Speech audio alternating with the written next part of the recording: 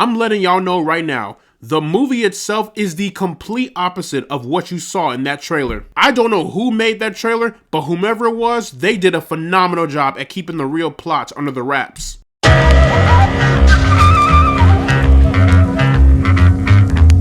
So, Roofman is essentially a new drama film. The film is directed by Derek Chan France, and it stars Channing Tatum, Kirsten Dunst, Lakeith Stanfield, Ben Mendelsohn, and Peter Dinklage. After escaping from prison, former soldier and professional thief Jeffrey Manchester finds a hideout inside of a Toys R Us, surviving undetected for months while planning his next move. Yeah, so I thought this was gonna be a comedy. The trailer alone had me thinking this would be a comedic film, and it was.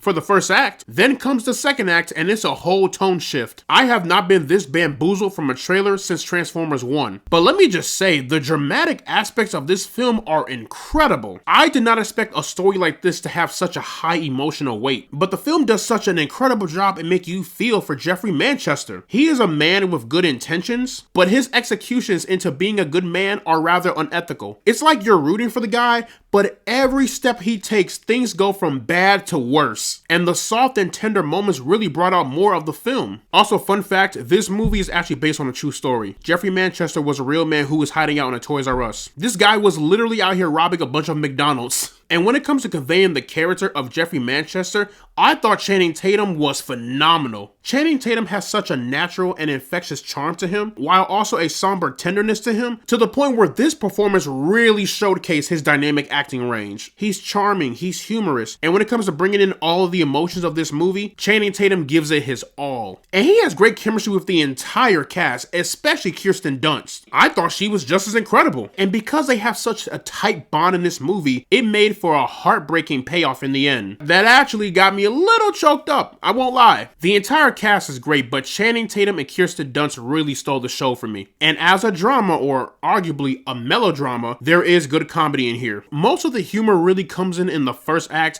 and they're kind of sprinkled throughout the second and the third act. But the humor works really well. It didn't overshadow the dramatic moments, it didn't feel overplayed or dragged on for too long, it felt just right. Now I'll say this, the second act kind of does drag a little bit. It is expanding more upon the character of Jeffrey Manchester, but I was sitting up here feeling like, okay, we kind of can wrap this up a little bit. But because the third act was so well paced and so well executed, I can kind of look past that second act. But you know what's the best and also the worst part of this movie? It made me super nostalgia for Toys R Us. Going to Toys R Us as a kid was heaven on earth for me. Buying the latest action figures, getting Xbox games, buying the Wonka chocolate candy bars. Toys R Us was genuinely a child's paradise. Those were the days.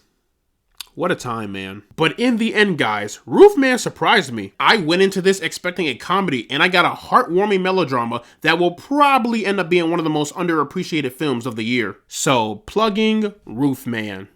Into the rank system, I am placing this one into the pinnacle zone. But yeah, y'all, that is pretty much my review for Roofman. Let me know down in the comments section below what you guys thought about the film. Did you love it? Did you hate it? Do you feel bad for the next generation because they will never be able to experience anything like Toys R Us?